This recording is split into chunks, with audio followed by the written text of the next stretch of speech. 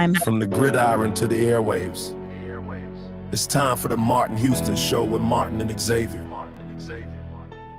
Martin is a national championship fullback from the 1992 Alabama Crimson Tide, known for his bruising runs and devastating blocks now. He's bulldozing through sports talk with that same championship intensity. Joining him is his son, Xavier, a savant of football knowledge and statistical insight. He's your go-to source for the latest recruiting news and insider updates from across the Bama Nation. Together, they deliver fair and balanced analysis from an insider's perspective with real conversations with the callers, the listeners, and the online maniacs get in on the action by sharing their thoughts, their comment, and their reaction. Join our online maniacs at facebook.com/The Martin Houston Show. You're listening to Tide 100.9 and 1230 WTBC. It's time for kickoff, so buckle up and get ready, because this is the sound of Bama sports. The Martin Houston Show with Martin and Xavier is live. Roll Tide, roll! Good morning. Welcome into the Martin Houston Show with Martin and Xavier on this Tuesday morning. We're live, local, and ready to get things rolling. It is the Martin Houston Show with Martin and Xavier, powered by Box Eye Care. It is the sound of Bama Sports, your show, your team, your way. Let us hear from you today. 205-342-9904, 205-342-9904. That's how you can get in on the conversation. So we invite you in. And of course, we invite the maniacs in, online maniacs, as they're getting rolling and logging in this morning. I hate what you call it's done, because it looks like some of them, they're giving some of y'all your names back, and some of you are still listed as whatever handle you had to sign in with. But we got Tim, the heavy hitter, jumping in, Jacob Powell, Miss Teresa Pittner, Rusty Dent, Rodriguez Carlisle, Bam Bam 72, and A334, boy, for you. He told me his name. I'm gonna have to learn that one. You got to just tell me who you are when you log in. Tell me where you're logging in from, so we can give a shout out to your local community as well, because we're kind of all over the place, from Hollywood to Barber jumping in. So got a great crew jumping in over there on the online. But it's Tuesday, so that means we also have DC Capstone Report in with us this morning. X is out today, so there's plenty of room for you to get in on the phone lines, plenty of room for you to get in online as well. Marvin, I'm going to remember you, Marvin. It's me, Marvin, A334, boy, for you. I have to write that down, Chase, to be able to remember it. He's checking in from Trussville, Alabama. So welcome in. Man, that's Chase. I love our local listeners on the radio airways, but man, what a blessing it is to have the opportunity to do this where we do it on the radio airways and online, because all of the Bama fans that don't live in Tuscaloosa can hear right from Tuscaloosa. Stay connected. Rusty Dent checking in from Tallahassee, Alabama. So good morning, DC. Morning, Martin. How you doing this morning? Doing well, man. Doing well. Glad to have you in. DC, we could start off positive, or we could just go straight to the negative. Which way you want to go? Oh, I like to go with the positive. I always start with the positive. All right. Let's. Alabama loses to Oklahoma 23-21. What's she good?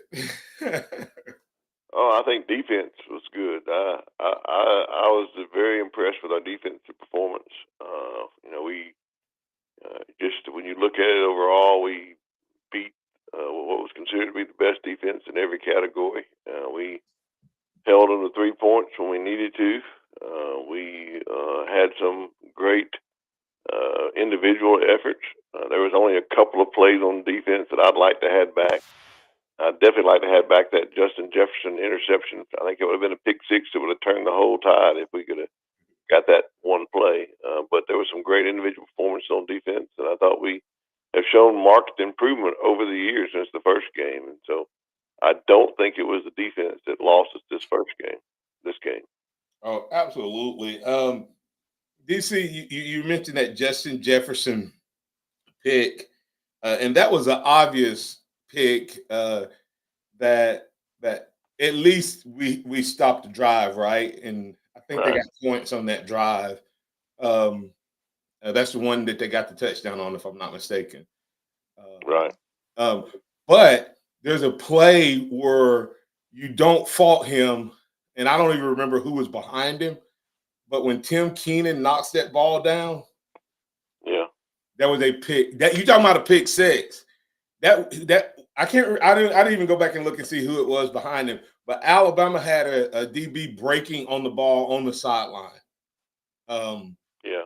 And so you don't want to knock Keenan for that. It was a great play by him getting his hand up. But that was another one where we made a play that probably helped them. So kind of an interesting how that sometimes works out, huh? And most definitely, and you have games like that, and good defensive teams. Usually, in a game like that, a close game, like game against Oklahoma, our defense would have won the game for us. I think. I think when you have 3 turnovers, it's really hard, and that's the bad, of course.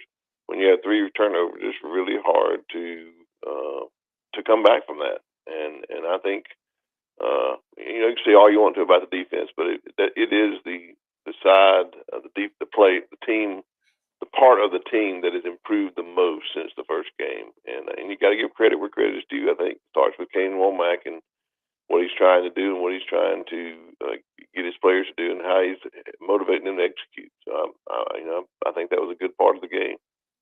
Yeah, without doubt. DC, when you look at that, what's the difference about this defense that is making them play so well? Because you have to think that they're down several guys from the start, that would be contributing. What has made Kane Womack's defense so successful this year? I think buying into this philosophy is the way he coaches, the relentless effort trying to get to the ball, the swarm defense, that type of thing. I think at first it didn't click of what he's trying to get them to do. But if you ever hear him talk, and if you ever listen to his press conferences, he will tell you a lot about what he's trying to do, and he talks about when he talks about an individual effort or execution, he talks about some minute details that he teaches about how to get your striking with your shin placement and your shoulder placement, striking, that type of thing. And I think it takes a while for players to really gather the importance of all those minute details. And I think that's what this team has done. The way it's improved is he shows you on tape where those minute details work and where they let you down if you don't do them. And then they've been able to adapt and to understand the significance of them. And it's helped in this defensive progression over this season, I believe. Yeah, when you look at what Kane's defense been able to do, that's what Mike's defense been able to do. DC, I'm not sure our mindset is weird for me, and I wonder how many listeners out there think the same way, kind of sometimes as I do. Is it over the last couple of weeks? It's really dawned on me. Our offense has a lot of almost flashing mirrors. I think it was Timothy Robinson yesterday asked the question, is this offense somewhat Gus Malzahn-ish of the pass game, meaning it looks good, and all that, but it doesn't end up in the end zone. And our defense has slowly been like championship level defense, and I know 2 to 3 weeks ago we were still saying this defense doesn't work in the SEC. You Yeah, know, and I know. I when think you that's really, always it's hard to see that. Yeah, exactly what you're saying. I know exactly what you're saying. There's so many fans out there that still criticize our defense that have no idea of the progress this defense has made and what this defense is doing. yeah, you still there? Yeah, I'm here. Oh, okay. I couldn't tell if you stopped or if it dropped, but excuse me. But yeah, so Kane Womack's defense has been lights out, getting better each and every week. He's playing, man. DC, he's not. You can look out at the beginning of the game, middle of the game, key moments in the game, and guys whose names would even been mentioned, Justin Hill and Edric Hill and London Simmons. It's not just that this defense is good this year. He's playing young guys in key moments, that builds for the future. So that to me probably is the most impressive part of what Kane Womack has done. We've built not just that we're winning at this level, but I think we've built a defense that Alabama can build on. Hopefully we get to that level, Magic Mountaintop this year, but definitely he's doing some good things. Any coaching thoughts on the defense from a good standpoint? We'll keep the good, bad, and ugly going on the other side. Well, I just think that, like you talk about different players, I think that he's able to get really good execution out of players at critical times. And I think he knows he has a knack for putting the right people in the game at the right times, early on or late or middle, whatever it is. He just kind of has to know. He has that idea about who's got the hot hand and uses them in a way that's very impressive, in my opinion. And I think they play for him. They love to play for him because they know if they do a good job in practice, they're going to get to play in the game. I don't think that's always been the case at Alabama. So I really believe that's a very important cog in what he's building at Alabama for the future. All right. Well, defense is definitely doing their thing from a team standpoint. Individuals getting better. It's just, I mean, like you can see every level. You can see where there's been improvement made on this defense. Coming back on the other side, we'll talk about the offense, DC. We'll start with some good, and then we'll transition from there. You listen to the Martin Houston Show with Martin and Xavier. Hey, guys, once again, I want to challenge you. Be a difference maker today. Find out what's going on around you in your community and show some love to somebody out there. Notice someone today, love someone today, serve someone today, because this is a day that the Lord has given us, and let's make the most of it. While we get to enjoy this great talk, let's also make sure we help somebody out today. Roll Tide, everybody. We'll be back on the other side.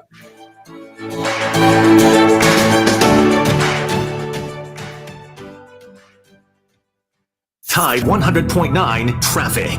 Tuscaloosa traffic now from the Townsend Nissan Traffic Center. A very good Tuesday morning to you, and we are getting off to a little bit of an eventful start. We do have an accident up in Northport, and this is on Highway 69 northbound after Myth-Larry Road, right at Lakefront Village. Watch out for this one. It's blocking a lane. Now, as far as I can see, I do not see any delays for that. And otherwise, we travel smoothly on 15th Street from McFarland to Lurleen Wallace. With your Tuscaloosa traffic now, Tammy Thomas. This report is sponsored by ChumbaCasino.com. Payments from $199 a month and up to $6,500 off select Nissan models, only at Townsend Nissan. Lifetime warranty, free oil changes, and a pre-approval with no impact to your credit. TownsendNissan.com. Over 100 online casino-style games, Chumba Casino is your go-to destination for nonstop entertainment. Play for fun and play for free at ChumbaCasino.com. No purchase necessary. VGW Group. Void where prohibited by law. See terms and conditions. 21+. Like the Alabama Crimson Tide, Irvin's Working Western believes that you need to develop a strong team to carry out a successful game plan. At Irvin's, our dedicated and knowledgeable staff works hard to have the right lineup of products like Ariat, Wrangler, Carhartt, Cool, and Levi's. We also are trained to serve you, our customer. Irvin's does all this to be efficient and provide you with the lowest possible price. Come experience the Irvin's Working Western home home team service today. Tell them Van the Boot Man sent you. Roll Tide. Craving the best Southern comfort food around? Catfish Heaven is calling your name. From crispy golden catfish fillets to their finger-licking wings served hot, sauced, and seasoned to perfection. They've got the flavors you love. Don't forget the Hush Puppies, creamy coleslaw, and all the fixins that make every bite feel like home. Whether it's a family dinner, game day feast, or quick lunch stop, you'll leave satisfied and smiling. Call 205-752-7222 or visit them online at catfishheaventuscaloosa.com to check out their menu and order ahead. Catfish Heaven, where every bite feels just right. Got timberland in West Alabama or East Mississippi? North River Timber Company has you covered. Since 2011, Courtney White, a registered forester, along with his expert team, have been managing timberland and harvesting timber across 4 West Alabama counties. They offer comprehensive timber management plans, reforestation services, and appraisals. Courtney White says timber is like money in the bank. Don't let your investment go unrealized. Call North River Timber Company today. Email them at northrivertimberco@gmail.com or call 205-242-5127. Get your football weekend started early with Fridays at the Free. I'm Gary Harris, and I'll broadcast my show live from Innisfree Irish Pub every Alabama game weekend from 9 to 11 a.m. on Friday mornings. So we'll get the jump on everybody else, and you'll be ready to start the weekend as soon as Innisfree opens at 11 a.m. With 2 bars, TVs everywhere, and outdoor seating as well, there's only one Innisfree Irish Pub. Often imitated but never duplicated. Fridays at the Free with me, Gary Harris, this fall at Innisfree Irish Pub, 1925 University Boulevard in Tuscaloosa. Hey, I'm Martin Houston, and I want to tell you about exciting news happening at Box Eye Care. They moved to their new location, bringing you a brand new lab, stylish new frames, and a fresh look just for you. Enjoy their expanded frame inventory, competitive prices, and faster service, all with the same great level of service you've come to know and trust. Discover this full-service eye care at Box Eye Care's new location. With their in-house lab, they offer unbeatable value and one of the largest frame collections in town. Schedule your eye exam today and walk out with new glasses in less than an hour in most cases. Visit boxeyecare.com. That's boxeyecare.com or call 205-342-0660. That's 205-342-0660. Visit them at 5003 Oscar Baxter Drive. That's Box Eye Care. Your vision, our priority. Tide 100.9 Tuscaloosa weather. A beautiful day today. The sky partly to mostly sunny. The high 76. For tonight, fair with the low at 59. For tomorrow and Thursday, the weather unseasonably warm. Partially sunny both days. Highs between 78 and 81. I'm James Spann with the Alabama Weather Network on Tide 100.9. It's 44 degrees in Tuscaloosa. Welcome back to the Martin Houston Show, the sound of Bama sports. Your show, your team, on your home for Alabama sports. Tide 100.9 and streaming on the Tide 100.9 app.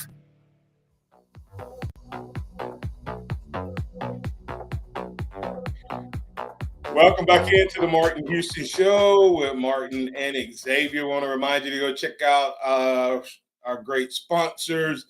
Headlining this segment is Dixie Battery Supply. Dixie Battery Supply. We buy junk batteries. Never feel powerless again. Go check out Dixie Battery Supply. They're locally owned and operated. You can find them in Tuscaloosa, Northport, and in Bessemer. They have all of your battery needs from the smallest devices all the way up to the big vehicles. If you need something powered, then Dixie Battery Supply has exactly what you need. Give them a call at 205-758-9190 here in Tuscaloosa, and then they can direct you to, if you're in one of the other locations, you can find their website, DixieBatterySupply.com.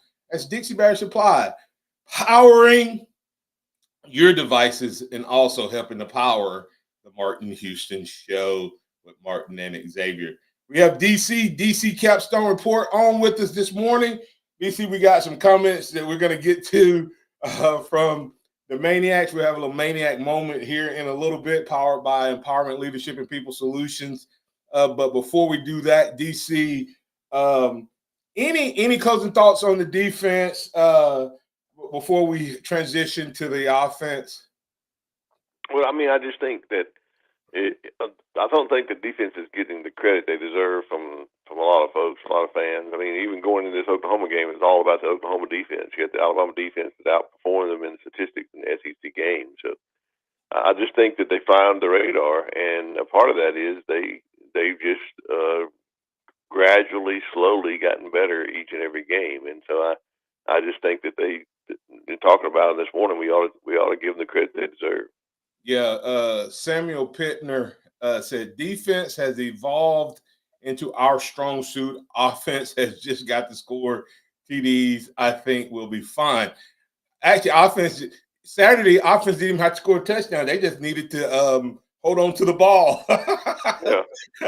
I mean, their offense literally had. And this is what Simeon said. Simeon said, DC. He said in the first half, he said, "Dad, we've spotted them 17 points because of turnovers and bad special teams play." He said all they have to do is have one or two decent drives, and they're going to win. Now, this is in the first half when they had 17, when it was 17-7. And then what did they do? They had 2 field goal drives. And only one of them was a decent drive. And that's the difference in the game, though. And so he was so right. What were you about to say? And the last thing about the defense, I mean, how many people really realize what happened in the second half of that Alabama-Oklahoma game? How many points did Oklahoma score in the second half? 6. Think about that. Yeah. They held Oklahoma in the second half.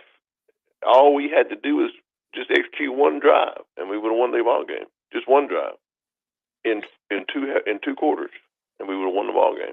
Yeah, we had we had one touchdown in the second half, and then we did nothing the rest of the game. Yeah, that's right. Nothing. All we needed was one more drive, and that's not, that's usually not heard of in the second half. Usually, the second half, our defense has been giving up points in the second half. We haven't been doing that in the last few games. We've been holding the other team, giving our offense a chance to win, and I don't think we've given our defense enough credit for that. Yep. Samuel Pittner agreeing with you. He said heartbreaking. Let's go to the phone lines. Ragged Glory, you're in with Martin and DC. What's on your mind, sir? Hey, good morning, brethren. How you doing? Doing well. Good morning, sir. It's a beautiful day outside, and I loved your unique way of saying your proclamation. You must have been feeling me. Hey, yeah, you faggots calling. Hey,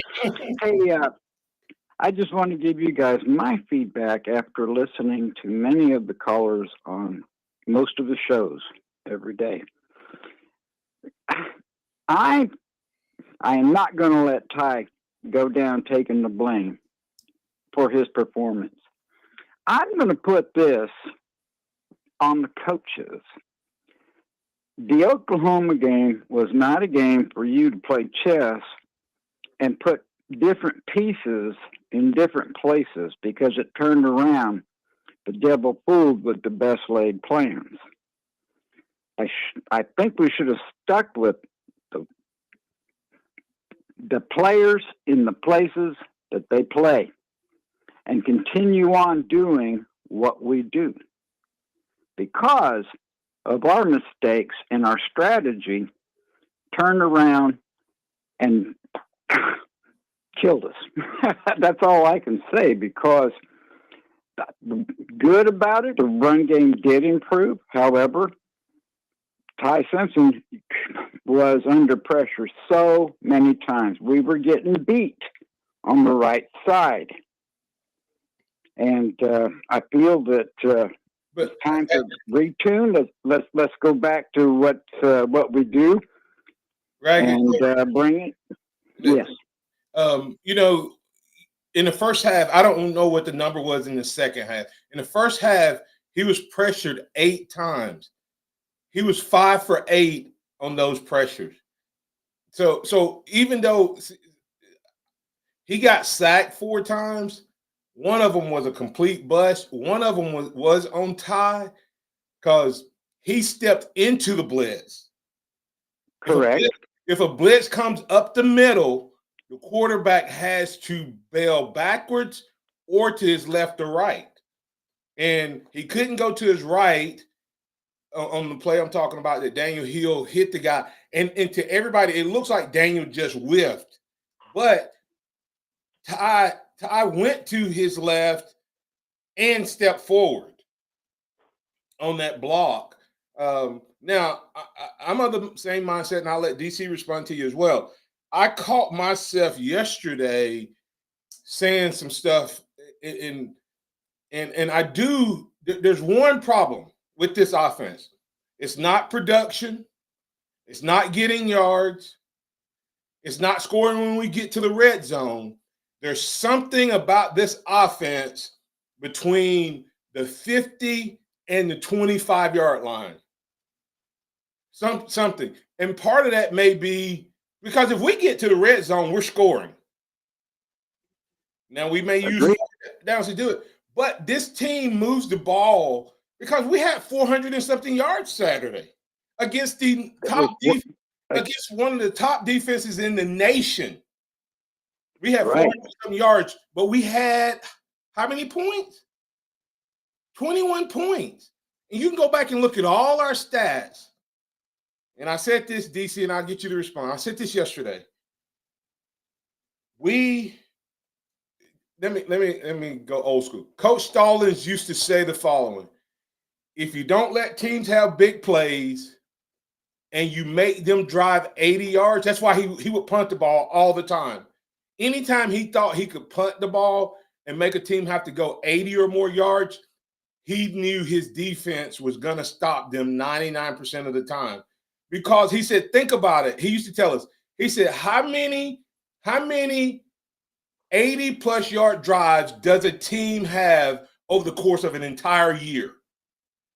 You take the best offenses, how often do they actually drive 80 yards? Not very often. But this offense, we move the ball a lot. We have more yards. I would love to see the stats. I haven't done a comparison. But last year's offense, DC, it would be 3 and out, boom. 75-yard touchdown, 65-yard touchdown, whatever, then 3 and out.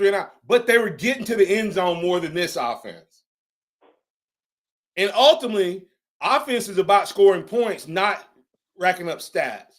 And this offense is not very good at scoring a lot of points. I don't know why, DC. Yep, I feel you. And, what's wrong in the second half? That I do understand. It's not just the second half. We're not scoring a lot of points in the first half.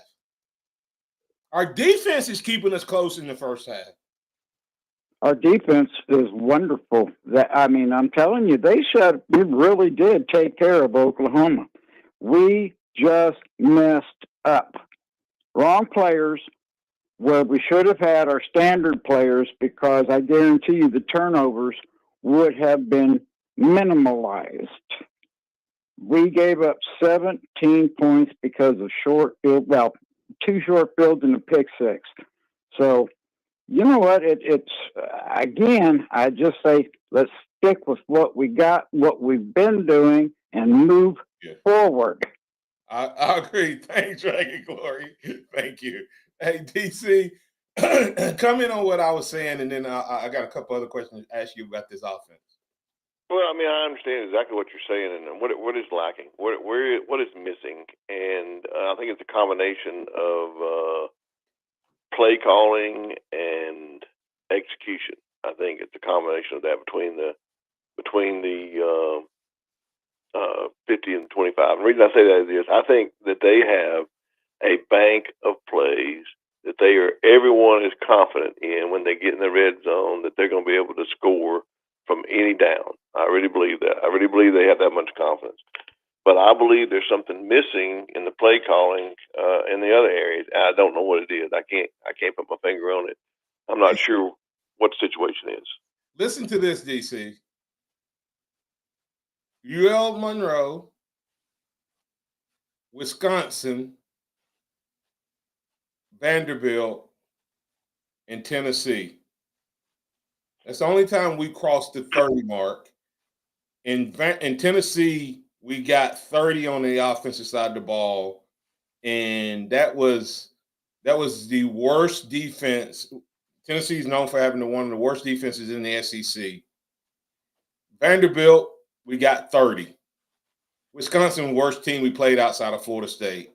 As far as Division I, would you agree with that? I'd agree. All right. The rest of our offensive production: Florida State 17, Georgia 24, not bad against Georgia. Missouri 27, South Carolina 29, LSU 20, and Oklahoma 21. And think about it. We were talking about our quarterback being he was a Heisman candidate. So that tells you he's putting up numbers. And Saturday, I want you to think about this, and I'm gonna let you respond to it on the other side, DC. Remember Jalen's first year, how he didn't turn the ball over? Jalen Hurts. His first year, he had one turnover. But we used to say something about that. Is that a good thing that Ty only has 2 turnovers? Is it a good thing that Ty only has 2 interceptions? I'm going to just noodle on that, DC, because that's been part of what we've talked about. Ty has 22 touchdowns and 1 interception. That looks great in comparison, but we're going to talk about it on the other side. We're going to talk about it. Is it a good thing that Ty Simpson only has 2 interceptions this year? 1 early in the year, or 3 now? Did you have 3 now? 1, 2. We'll be back on the other side. Tide 100.9 traffic. Tuscaloosa traffic now from the Townsend Nissan Traffic Center. A very good Tuesday morning to you, and we are getting off to a little bit of an eventful start. We do have an accident up in Northport, and this is on Highway 69 northbound after Mid-Larry Road, right at Lakefront Village. Watch out for this one. It's blocking a lane. Now, as far as I can see, I do not see any delays for that. And otherwise, we travel smoothly on 15th Street from McFarland to Lurleen Wallace. With your Tuscaloosa traffic now, Tammy Thomas. The Tide Tailgate Show is presented by Pearl River Resort in Choctaw, Mississippi. Online at pearlriverresort.com. And by Tuscaloosa Chrysler Jeep Dodge Ram. Online at tuscaloosacdjr.com. And by 2 Dimes. Online at 2dimes.club. And by Druid City Regional Medical Center. DCHsystem.com. Black Friday savings are here at the Home Depot, which means it's time to add new cordless power to your collection. Right now, when you buy a select battery kit from one of our top brands like Ryobi or Milwaukee, you'll get a select tool from that same brand for free. Click into one of our best deals of the season and stock up on tools for all your upcoming projects. Get Black Friday savings happening now at the Home Depot. Limit 1 per transaction. Exclusions apply. Full eligible tool list in-store and online. What's right? When buying her jewelry, what's right? There is an answer. That's what Fincher and Osmond is so good at. You just tell us what you see in her, why she's so special to you, what makes you wake up with her on your mind. What's right is at Fincher and Osmond today. I'm Tom Osmond, your jeweler at Fincher and Osmond Jewelers. Not so easy to find on McFarland, between Edgar's and Local Roots. Tide 100.9 and Pearl River Resort online at pearlriverresort.com. Want to see your holiday spirit in lights? If you lit up your house in any way, Pearl River Resort and Tide 100.9 want to see it and share it with West Alabama.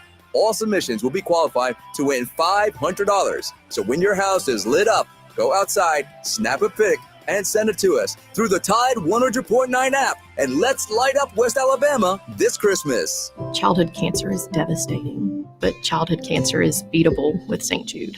I knew that St. Jude was a children's hospital, that no one ever received a bill from St. Jude, but I in no way understood how completely they take care of their patients and their families. To any of the donors, I would say bless you and thank you, because without the donors, St. Jude wouldn't be here. Finding cures, saving children. Learn more at stjude.org.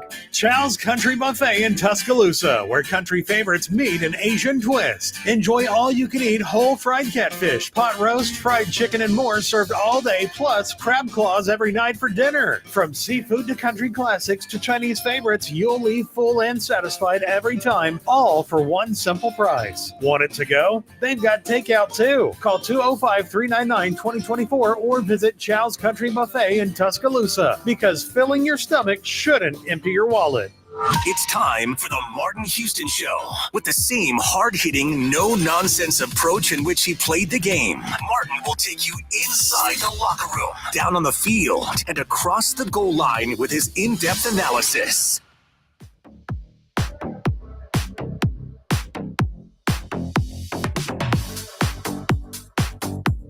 Welcome back into the Martin Houston Show with Martin and Xavier. We have DC Capstone Report on with us. DC, tell them where they can find you, sir. Well, you can find me at DCCapstoneReport.com, DC Capstone Report Facebook page, or you can follow me on Twitter at DavidCott50. All of our podcasts are up on Spotify as well. All right, okay, DC. We're 1 to 2 weeks removed from Ty being in the Heisman. We've talked about how he's operated the offense. But now when you really break it down, this offense hasn't been, from a point standpoint, hasn't been very good. Is it a good thing that Ty only has one interception, or is that part of what may also be costing us down the stretch?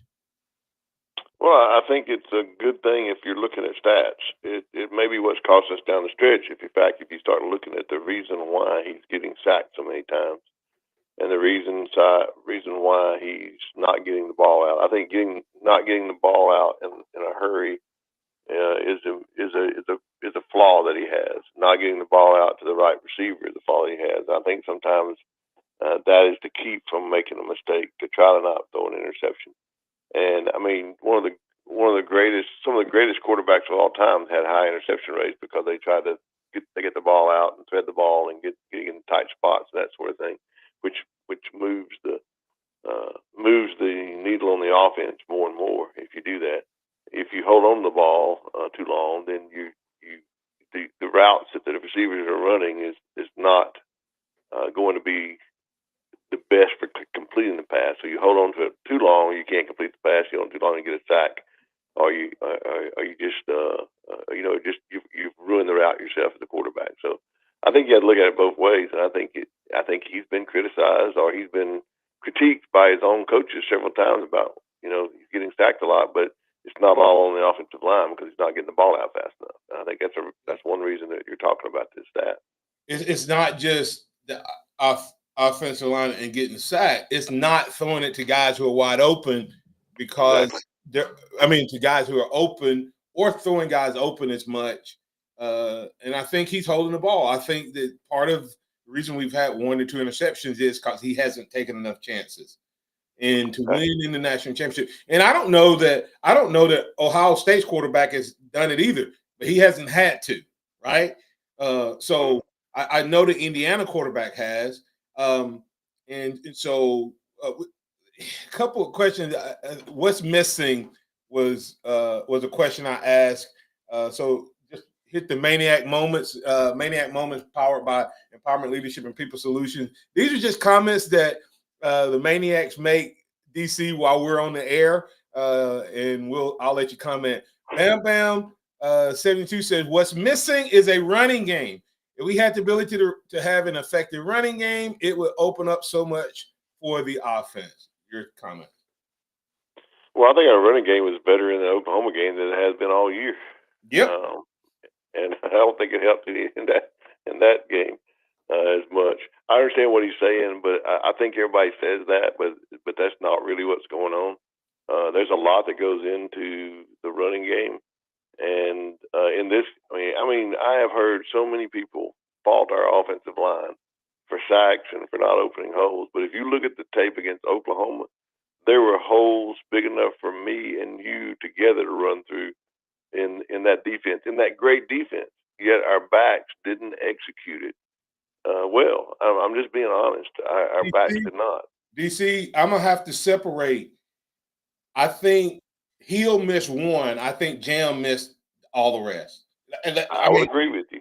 I would agree with you. So I'm not going to say backs didn't do well. I think that they kept trying to play Jam, and Jam just isn't seeing it.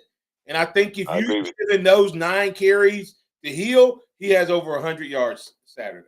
Yeah, there was at least one that Daniel Hill missed, but there was at least 9. I would say possibly 10 that were just missed. I mean, you see them hold there, and you don't understand why the back's not vision is not going to that hole.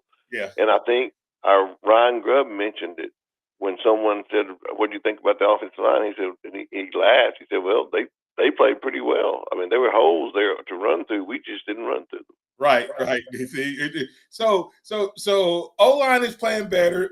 They went with 1 unit Saturday, and I think that's going to be the unit we're going to see the rest of the season. In my opinion, I think that, and I think that Wilkin at guard is about communication to the young freshman more than Roberts not necessarily playing. I think Wilkin is as good as Jayton in the guard position, but he makes Carroll better when he's in because he can communicate to him. He knows what's coming because he played that position, but he also is a better communicator and able to translate, make sure that everybody's on the same page. Before we get to a caller, had one more comment. Let me see. That comment was coming from QD. Q Dixon, he said, "This is nowhere near the 2023 Washington offense. What's crazy is that was DeBoer and Grubb's second year, just like their second year at Bama. To me, it's the O-line. They had the best O-line in the country at UW. Would this offense be better would we be doing what Washington did if we just had a better O-line?" I disagree with that. I think that's an easy way to try to blame our offense on our O-line. I don't think that's true. I think it has to do with play calling, and I think it has to do with execution. And you want to really tell you what I really think is missing that the Washington had that we don't have. And I hate to say this, but we praised them at the beginning of the year and said it was going to be the most depth and the most athletic room on the field, but our offensive wide receiver room has dropped the ball, no pun intended, in blocking. The blocking schemes that they're not blocking the way they should be blocking. They're not running the routes the way they should be running the routes, and I think that is what's missing from this offense. The Washington offensive wide receivers were executing at much higher level on all levels than our wide receivers are executing. Yeah, and I agree that they could block better, but I don't think that's what the major difference is. I think the major difference is Ty may be a first-round draft pick, but not all first-round draft picks are made the same. You put Michael Penix behind this offensive line, he was decisive, he was quick, and he would put the ball in when guys were open and when guys were coming open, and sometimes he threw guys open. Now, don't get me wrong, that Washington O-line was really good, and we would be better. But I think the difference really is between what we just talked about. We just talked about Ty not letting the ball go. We just talked about it. And Michael Penix, you didn't worry about that. When his back foot hit, 9 times out of 10, he was letting the ball go. Now, if Ty would go ahead and release the ball,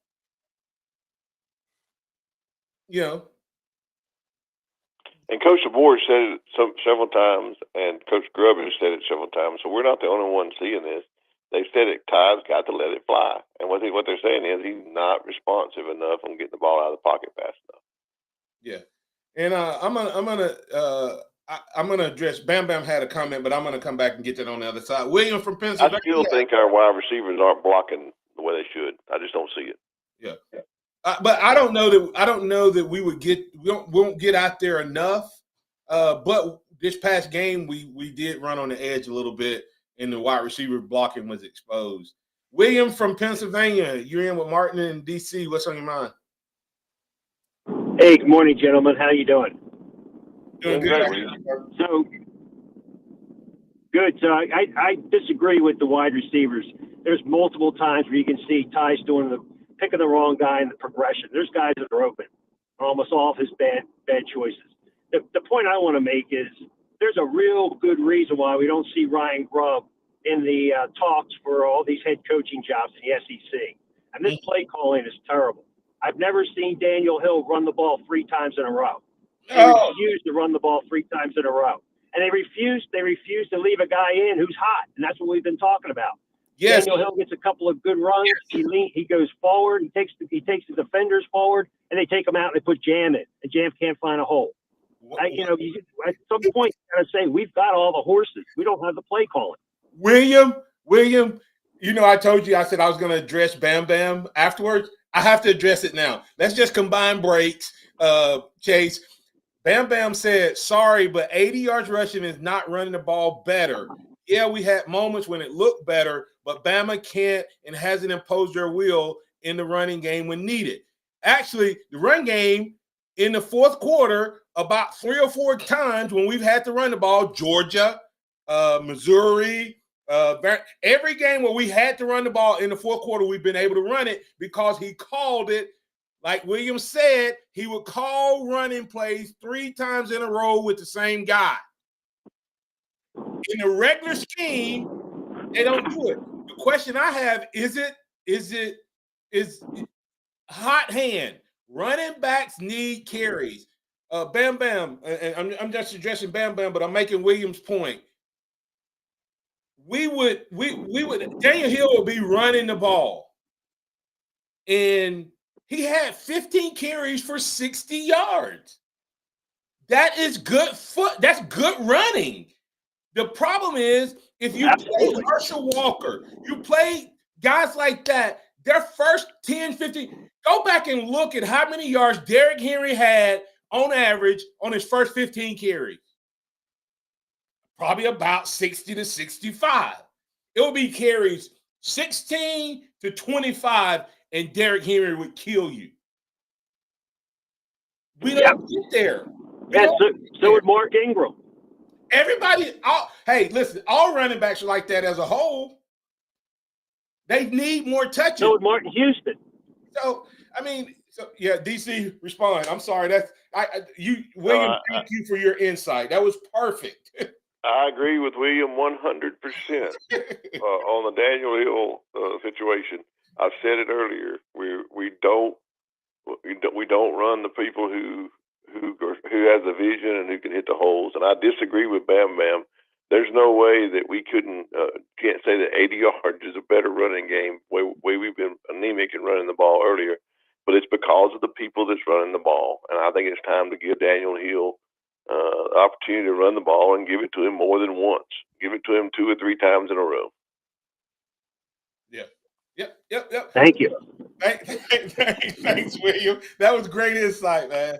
You have to, but William, I guess my question is the substitution the problem, or is the play calling?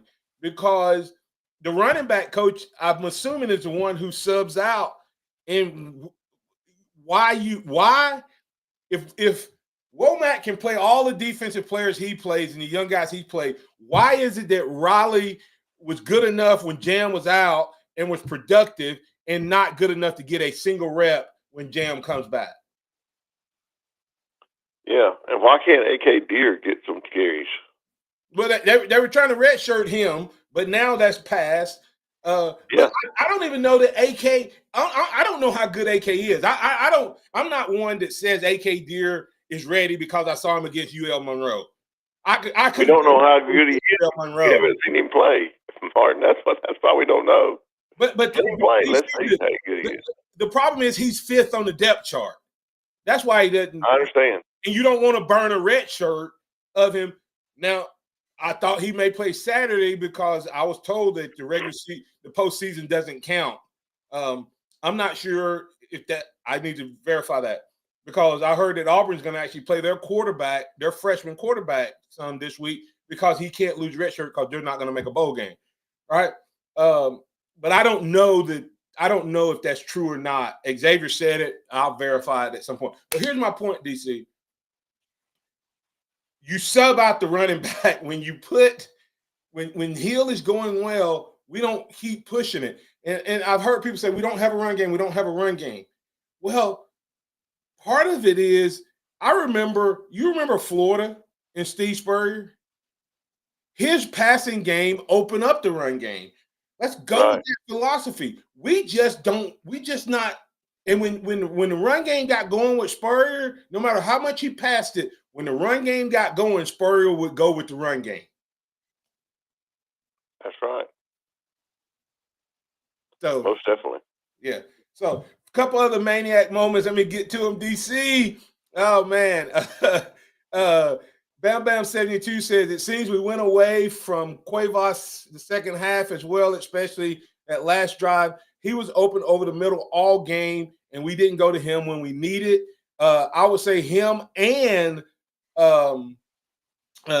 Daniel Hill was open. They had 11 catches between them in the most critical parts of the game. We did not run either one of them over the middle of the field. I agree with that 100%. I said it at the time it was happening. Why are we not hitting the tight end over the middle or the back over the middle? Because it was open. It was open because Oklahoma, in the scheme they were playing, it was open all day. Yeah.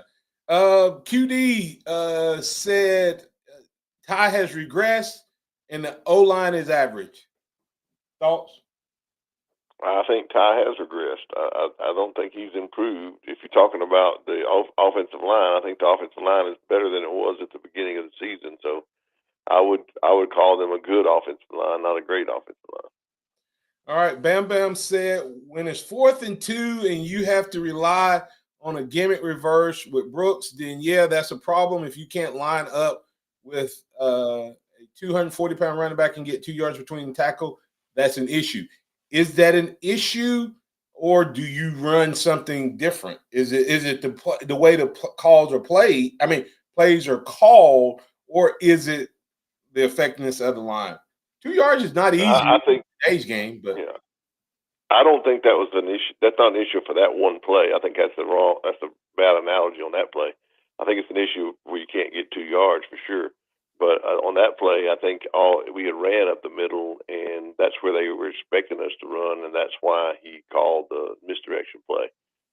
At that point, I thought that would. I think a run up the middle would have been exactly what they were expecting. Oh man. MHS 047, wrong year when Jalen Hurts throwing the 17 passes and 1 interception. That was his freshman year that I was talking about. That's what you said. Yeah. I know. I'm saying he's talking about the second half of the Georgia game. That wasn't Jalen's freshman year. That was his red shirt. Freshman year. I mean his sophomore year that he got pulled. I was just addressing a comment. Let me see what else we got here. MHS 0407 says Bama has no good route runners and wide receiver like Smitty and Judy. DC? Well, I think we've got some good route runners. I just don't think that Ty's hitting them in their routes and makes them look bad. But I think there's some improvement that could be done in the wide receiver room. I don't think it's as good as Smitty and Judy and Ruggs. I don't think have seen that kind of production out of them or execution out of them. And I'm not going to say they're not as good a route runner. Smitty was an unbelievable route runner, and the guy won the Heisman. Judy's pretty high, so setting that as the bar may be a little unfair. That's like saying, such and such is not a good quarterback because he couldn't throw it like Tom Brady. But I get what he's saying, though. I think the guys are more open than we think. If you go back and look, I think someone actually mentioned this. Corey Lewis said Ty Simpson missed Jeremy Bernard. He was wide open in the middle and overthrew him. That was a touchdown. So DC, Q Dixon said DC right about wide receivers. Compare Odunze, Polk, and McMillan to Horton, Bernard, and Williams. No comparison. I guess the question I would ask you, DC, is how much of Ryan Williams' big play mentality has hurt this team, and would you give him some touches instead of running all of the reverses and flips to guys like Bernard and Brooks? Not me. I would not. I don't. I think that Bernard and Brooks are probably the ones I'd give the touches to on the running. I think Ryan Williams is a good player. I don't think he is the player that everybody has made him out to be. Yeah. But when you look at it, DC, why did they put him back at punt return? Because he's explosive. So if he's explosive enough on a punt, why wouldn't you give him, not your philosophy, but why, if you think that, why wouldn't you do it on the offense where you guaranteed he's going to get it? That would be true. Yeah. So, all right, man. DC, closing thoughts. You got about 20 seconds. Well, I just think don't give up on this team yet. We got the defense, I still think, to win. If we win out and we have an opportunity to do what we wanted to do this year, so don't give up on this team. Just get ready for the next game. Where will they be ranked tonight? I think they'll be at 10. Okay. I'm going to say somewhere between 9 and 11 as well, so I'll go with 10 as well. All right, hey, that's DC Capstone Report. I'm Martin Houston. We didn't get to all of the maniac moments, but we got to a lot of them. We appreciate you being a part of the program. We appreciate all of our listeners on the radio airwaves. We appreciate all of our callers. I'm Martin Houston. That's Chase Brumfield. This is the Martin Houston Show with Martin and Xavier, powered by Box Eye Care. We'll be back tomorrow. Same bat time, same bat channel. When it's something the Lord always ain't not you don't understand it in all your ways. Acknowledge him. Roll Tide, everybody. It's a celebration. Thank you for listening to the Martin Houston Show on your home for Alabama sports. Tide 100.9 and streaming on the Tide 100.9 app. Tide 100.9 traffic.